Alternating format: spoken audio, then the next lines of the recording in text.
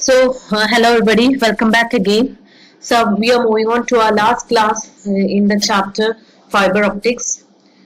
So, hope you have gone through the previous classes. And in the last class, we have discussed about the acceptance angle of an optical fiber.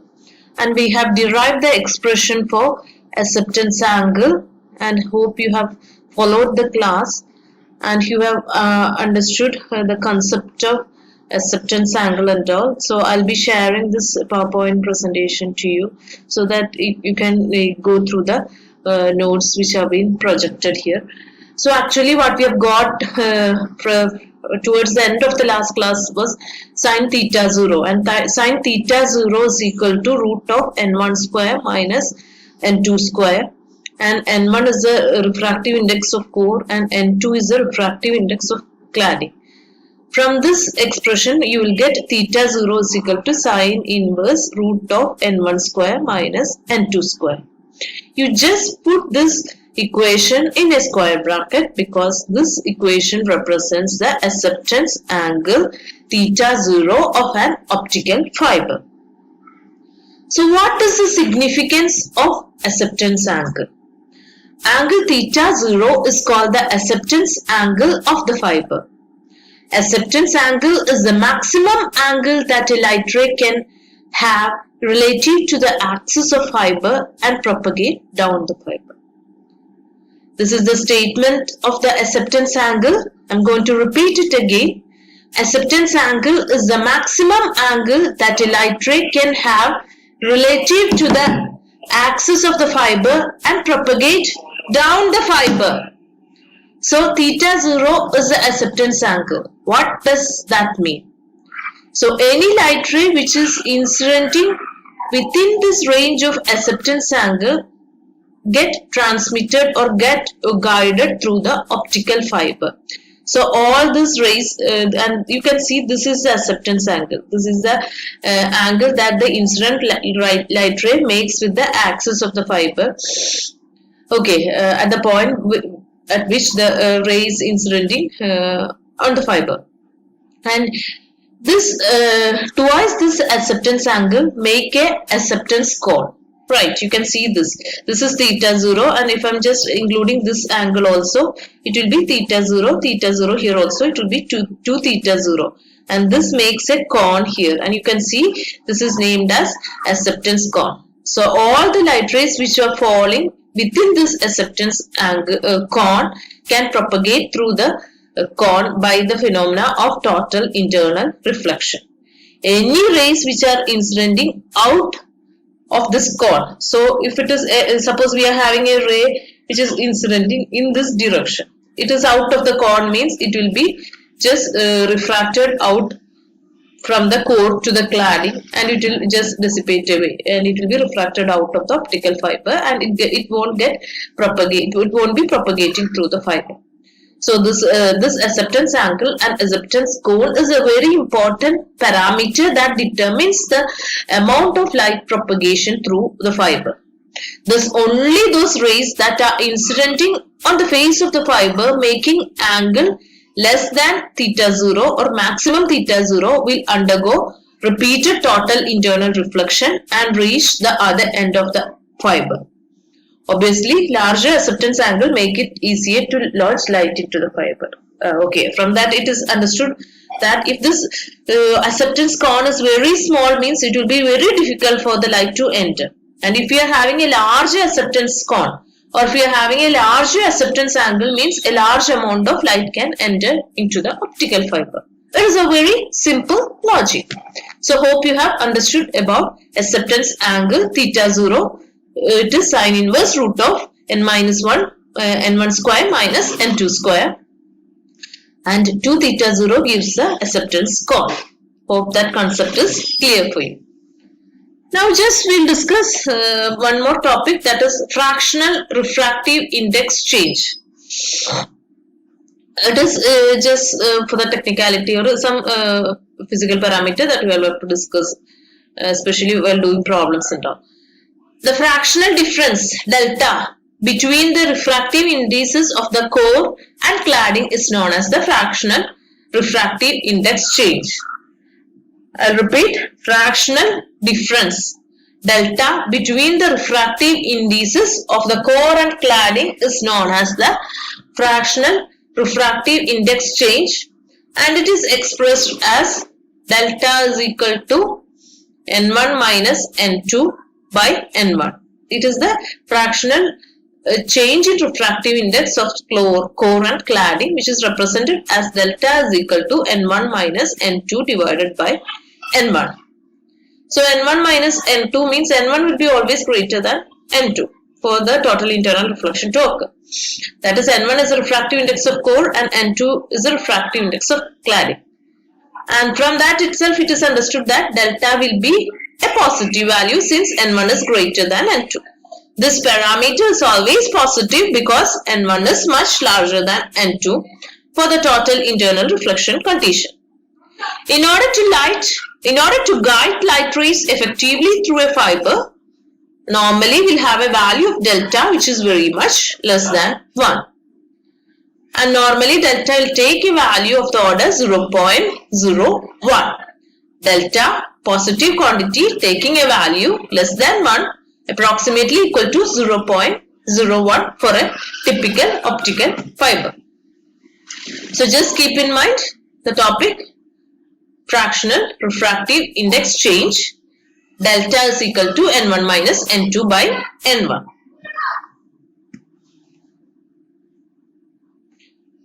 Okay, so there is one more important topic that we are going to discuss here. Another parameter associated with the optical fiber is numerical aperture. Okay, so we'll discuss that. The main function of an optical fiber is to accept light and transmit light as much from the light source as possible. So, an optical fiber will be very good if it is having a maximum light gathering capacity. So, the goodness of an optical fiber is determined by the parameter called numerical aperture, which indicates the light gathering ability of an optical fiber. That is, the light gathering ability of an optical fiber is called numerical aperture. The acceptance angle and fractional refractive index gives the equation for the numerical aperture of the fiber. Simply, numerical aperture is defined as the sign of acceptance angle. That is, sign of acceptance angle. Theta 0 is the acceptance angle. Sin theta 0, you just put it in a square bracket. This is another important equation. Numerical aperture is the light gathering ability of an optical fiber, which determines the quality of an optical fiber, and it is sign of acceptance angle, that is sin theta 0. But theta 0 is the acceptance angle, and we already have the expression for sin theta 0 while we have derived the acceptance angle, that is sin theta 0 is root of n1 square minus n2 square. So the things become very simple here. So we are having numerical aperture is equal to root of n1 square minus n2 square, or I'll be having n1 square minus n2 square is equal to, this is of the form a square minus b square. So a square minus b square, if you are expanding, what you'll be getting? A plus b into a minus b. So instead of n1 square minus n2 square, I can write it as n1 plus n2 into n1 minus n2. So what I'm doing here, to get this equation in terms of some familiar parameters, I'm going to modify it slightly. So just listen what you're doing. You're multiplying and dividing this equation by 2n1. Listen, multiplying and dividing the equation by 2n1. That is n1 plus n2 by 2 into n1 minus n2 by n1 into 2n1. Now what you're doing is, what is n1? n1 plus n2 by 2. n1 and n2 are the refractive indices of core and cladding, which are approximately closer values. n1 is approximately equal to n2, but n1 is slightly greater than n2. So what you can do is, if you are taking the average of these two quantities, you will get a value which is approximately equal to n1. So we are approximating n1 plus n2 by 2 is equal to n1. And we already discussed what is this. N1 minus N2 by N1 is the fractional refractive index change delta. So what you will do here? Instead of N1 plus N2 by 2, you will put it as N1. N1 minus N2 by N1 is delta into 2N1. So what you will get? 2N1 square into delta. It is written here 2N1 square into delta. So if you are substituting 2N1 square into delta in the expression for numerical aperture, what you will get? Numerical aperture is equal to root of 2N1 square into delta. Since it is N1 square, I can take it outside the root and I can write it as N1. N1 into root of 2 delta. So numerical aperture determines the light gathering ability of optical fiber. It is the amount of light that can be accepted by an optical fiber. And Na is a quantity which is dependent on the refractive index of core and cladding and does not depend upon the physical dimension of the fiber. It is very important. It does not at all depend upon the length or breadth of the fiber. It depends only on the refractive index of core and cladding. And normally the value of Na ranges from, take a note of it, it ranges from 0.13 to 0.50. A large Na implies that a fiber will accept a large amount of light from the source. Hope it is clear. Numerical aperture is another parameter determining the quality of an optical fiber, which indicates the light gathering ability of the fiber, and it is represented as sin theta 0. I can represent it also as N1 into root of 2 delta. Hope you are taking down the notes and hope it's clear for you. And acceptance angle is something that we have discussed in the last class. You can go through this slides for further clarity. These are all the things that we have discussed. And you can go through the slides if you need further clarification, as I will be sending this slide to you. So these are the parameters that we will have to keep in mind. Acceptance angle, that is theta 0 is equal to sin inverse root of N1 square minus N2 square. Acceptance cone is 2 theta 0. Numerical aperture is root of N1 square minus N2 square. And one more two quantities are written here. And as far as you people are concerned, this is not for you to study. There are some quantities like skip distance, number of reflections at all. No need of studying that. And we'll go through some of the problems.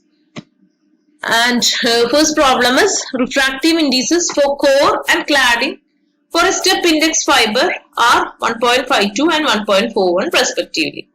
Calculate critical angle, numerical aperture, maximum incident angle. And here it is given refractive index of core is 1.52 and that of cladding is 1.41. And you know the expression for critical angle, it is sin inverse N2 by N1. And you substitute and find out the answer as 68.06 degree. Numerical aperture is what? Root of N1 square minus N2 square. And you just try it out if you are getting the answer as 0.568. It is simply the substitution into the equation. And maximum incident angle is what? It is the acceptance angle. The maximum angle with which a fiber is incidenting such that it propagates smoothly by total internal reflection is the acceptance angle. And it is sin inverse root of N1 square minus N2 square. Just take the sin inverse of this value. It will be 34.6 degrees. You check out if you are getting this answers right. So another problem is a light ray enters from air to fiber. The refractive index of air is 1. The fiber has refractive index of core equal to 1.5 and that of cladding is 1.48. Find the critical angle. You know the fractional refractive index, the acceptance angle and numerical aperture. Everything is known to you. Critical angle is sin inverse N2 by N1. Substitute. Fractional refractive index changes N1 minus N2 by N1. Numerical aperture is root of N1 square minus N2 square. Acceptance angle is sin inverse root of N1 square minus N2 square. You try out and check out if you are getting these answers. And next is one more question. Calculate the refractive indices of core and cladding material of a fiber from the following data. What is given to you? Numerical aperture is given 0.22 and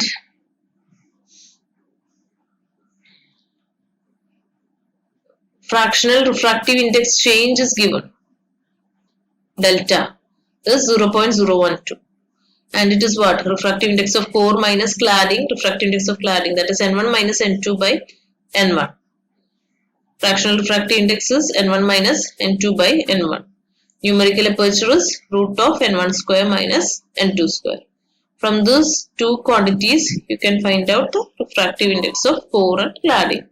You just try it. It is very simple and check out if you are getting the answer as the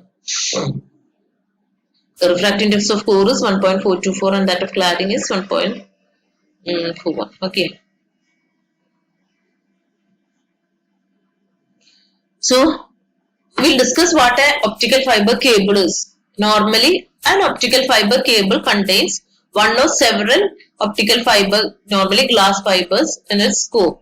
Surrounding the fiber is a layer called the cladding, optical fiber cladding, and you can see this optical fiber cable. Okay, inside a optical fiber there will be a large number of glass fibers in it. So we are going to a next topic. It is very important as far as optical fiber communication and all is considered. A parameter which is called dispersion. You might have studied the dispersion of light in your optics classes and all. I mean in your plus 2 classes and all.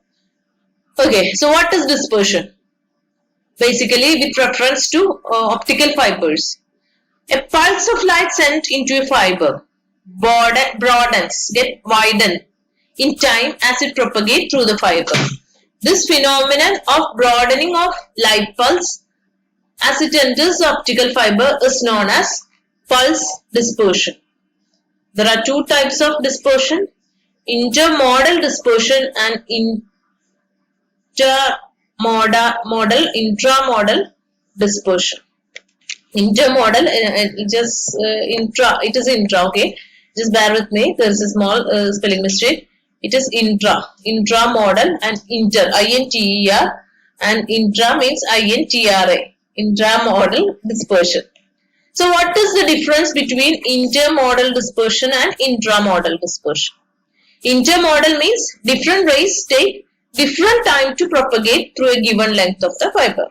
Normally, different light rays travel with different speed and it reaches the end of the fiber at different times, or different modes travel with different speeds. Intra,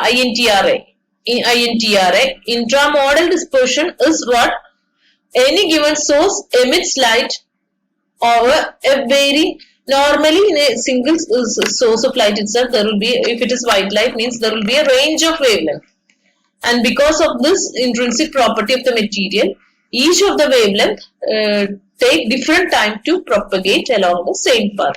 Different colors, different wavelength indicates different colors, and normally different colors take different time to travel the same path.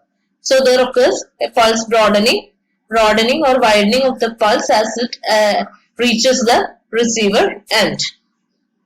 Hope it is clear. Two types of dispersion. Basically the pulse broadening is called dispersion. Two types due to different rays traveling taking different time to reach the receiver end. It is intermodal dispersion. Intramodal means different wavelength take different times to reach the receiving end. Hope it is clear. So we'll discuss again dispersion in optical fiber.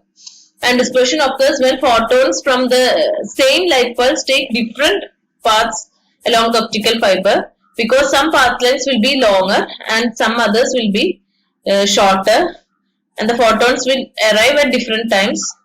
Thus, we will get the shape of a pulse.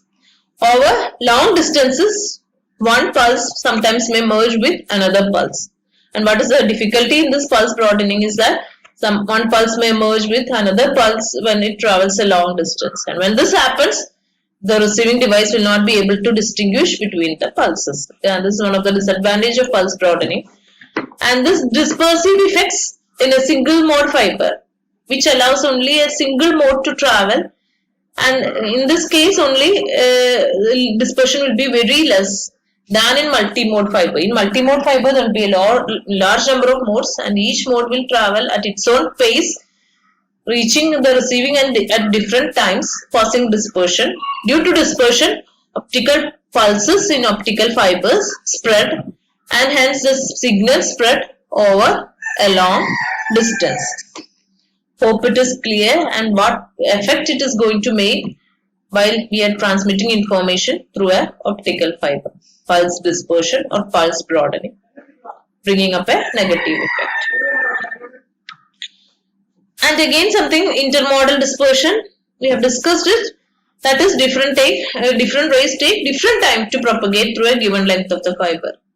In the language of wave optics, this is known as intermodal dispersion. It occurs due to different modes traveling with different speeds. We have discussed, I am repeating it again. Just take out the name intramodal, I-N-T-R-A, intramodal dispersion. It is also known as, since it is depending upon the wavelength, and wavelength depends upon the color. Color means chromatic, and it is known as chromatic dispersion.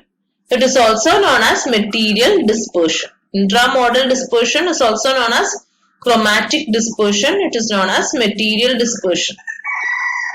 And we'll discuss it again. Any given light source emit over a range of wavelength, and because of this intrinsic property of the material of the fiber, different wavelength take different amount of time to propagate along the same path. And this produces material dispersion, intramodal dispersion or chromatic dispersion. Hope you have understood the difference between what is dispersion, what is pulse dispersion, what is intermodal and intramodal dispersion. So we have discussed various parameters governing the transmission of light through the optical fiber, and we have discussed the pulse broadening and all, and we are moving some of the application of optical fiber. That is, one of the application of optical fiber is optical fiber sensor. This is what is mentioned in your syllabus. That's why we are discussing it specifically, optical fiber sensor. So how it aids at an application level of an optical fiber. So just listen. Optical fiber sensors are fiber-based devices that are used for sensing some of the quantities like temperature, strain, pressure, force, etc. And these sensors made of optical fibers are used for sensing some sort of vibrations, pressure, acceleration, or concentration of chemical species. So what is the basic principle behind the working of optical fiber sensor? Principle, it is written here. When a light beam is sent through an optical fiber, its parameter changes. Then the light reaches a detector arrangement to measure these changes. While we are sending light through an optical fiber, certain parameters changes. And we check out the change in this parameter when the light reaches the detector arrangement. And basically the parameter that gets changed while traveling over the whole length of an optical fiber is the intensity of the light may change, the phase of the light may change, the state of polarization of the light may change, the wavelength may change, and the spectral distribution may change. By identifying the changes in these 5 optical parameters, we'll sense some of the properties. Okay, the 5 optical properties or parameters that get changed is intensity, phase, polarization, wavelength, and spectral distribution. So basically the optical fiber sensors are divided into 2, that is intrinsic sensors and extrinsic sensors. 2 types of sensors are there. It is intrinsic sensors and extrinsic sensors. So we'll discuss firstly what is intrinsic sensor. So in this type of fibers, sensing medium is the fiber itself. In this type of sensor, the sensing medium is the fiber itself. And the fiber generally measure the variation in intensity of the transmitted light signal. and the fiber measures the variation in intensity of the transmitted light signal. Okay, in intrinsic fiber, and it is useful in measuring the force being exerted between the two objects, and it is used for measuring the force exerted between the two objects. If one apply the pressure, then due to micro bending loses the light intensity. That is, here there is a source of light. Here we are having a fiber, and we are sending this light through the fiber, and here there is a detector to detect the variation in intensity of the fiber. Light coming out of the fiber, and what you're doing here is we are applying some pressure. In this case, we are bending the optical fiber, and what happens? Normally there occurs a variation in intensity which will be detected at the detecting end or receiving end. So and this bending is related to some force or pressure applied, and you can calibrate it accordingly by understanding the variation of intensity. You can find the force or pressure applied, and if you remove the pressure, the intensity at the receiving end again increase. So you can identify the amount of pressure by checking out the variation intensity of the light reaching the detector end, and it is one of the example of intrinsic sensor. And if it is an extrinsic sensor, means the delivery of light and its collection is done by the fiber itself. And extrinsic sensors used for measuring the vibration, rotation, displacement, velocity, acceleration, torque, and twisting. And major benefit of the sensor is the ability to reach places which are otherwise inaccessible. For example, extrinsic sensors are used to measure the temperature inside an aircraft jet engine. It is used to measure the internal temperature of an electrical transformer, and it is used for sensing the temperature very deep underneath the earth and all. With the help of this type of fiber optic sensors, we can do that one. And extrinsic sensor, we'll just discuss how we're going to work. The amount of light launched into, and here there is a light source, and here there is a fiber which is called the feed fiber. Here there will be a return fiber, and here there will be a detector. And the amount of light launched into the return fiber will decrease as the distance between the feed fiber and the return fiber is increased. Right. Here there is a feed fiber, and here there is a return fiber. And here what happens? The light gets emanated outside, and a part of the light will enter the return fiber, which will be detector at the end. And if you are increasing this distance, means the intensity of light at the detector decreases. And if you are keeping it very close together, means what happens? The intensity increases. In this way, the optical fiber sensors are capable of determining the shift between the objects and all. With this, it is also another application for determining the distances or shift between the objects with the help of optical fiber sensors. So another very important application which is widely used worldwide is optical fiber communication system, which is very important, and it was actually for this enhancing the quality of a communication system. Optical fiber was introduced in the arena of communication field, right? So as usual, there will be a source of information, and normally since it is a communication channel, normally it will be a voice signal. And what you have to do, and if you have to transmit it over a long distance, means its intensity or the information within the our voice or audio signal get attenuated. So what you have to do, you have to modulate with some carriers, and you might have studied this modulation and all in your electronics. So what you have to do, there will be an electrical transmit which helps in modulating our information with the optical signal. Optical signal is what? The light wave, and the light wave will be our information signal will be modulated with the light ray. And what we have to do, this modulated signal, there is an information source, it is written here, it provides the electrical signal to the transmitter, and there will be a transmitter which drives the optical source to give the modulation of the carrier. And the modulation will be done here. There will be optical source, information signal, both of them will be clubbed together and transmitted, and it is launched into an optical fiber cable, and light get transmitted through the optical fiber cable and reaches a photo detector, and photo detector detects the intensity of the light receiving the end. It consists of the light ray along with the information signal, and there will be an electrical stage which separates out this light information signal and the light waves. Normally our source of light will be light source will be, optical source will be a LED or a laser. Optical source will be a LED or a laser, and this light will be launched to the optical fiber along with the information signal. And optical fiber cable acts as a transmission medium, and the light reaches the optical detector. It consists of photodiodes, transistors, photoconductors, etc.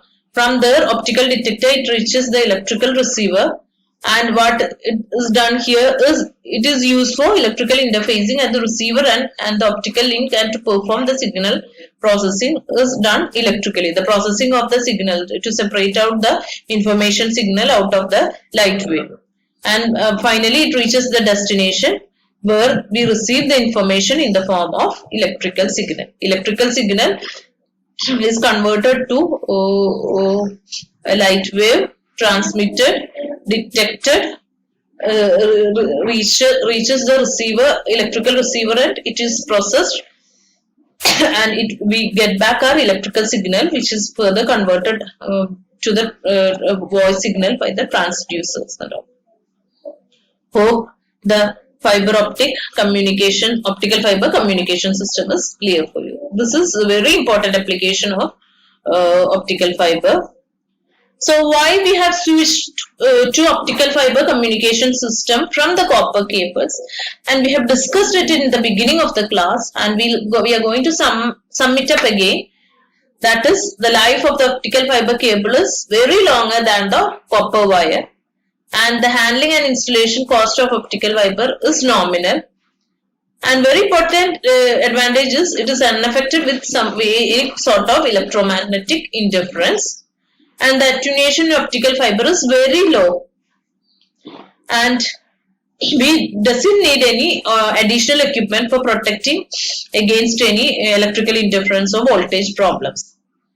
And it does not radiate as it does not radiate energy, any antenna or detector cannot detect the presence of optical fiber, since no energy is radiated outside, and it provides a very heavy security to our signal which is transmitted through the optical fiber. There won't be any leakage of data and all. And disadvantage of optical fibers is that in the beginning and all, highly skilled staff was required for the maintenance, and point-to-point working is possible for the optical fiber. If there is some fault at any particular point, we'll have to sort out the problem there. And instruments are very costly if it is not utilized properly. And joining of fiber and splicing is very time consuming. We have to do it very carefully and technologically, otherwise it won't work well. And we are moving on to the end of our chapter, that is applications for optical fiber. And we have discussed the applications. It is widely used in the telecommunication field.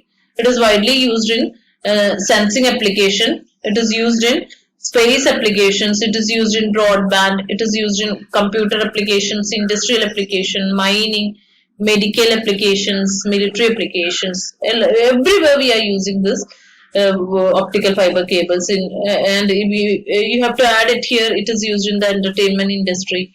It is used in the entertainment industry.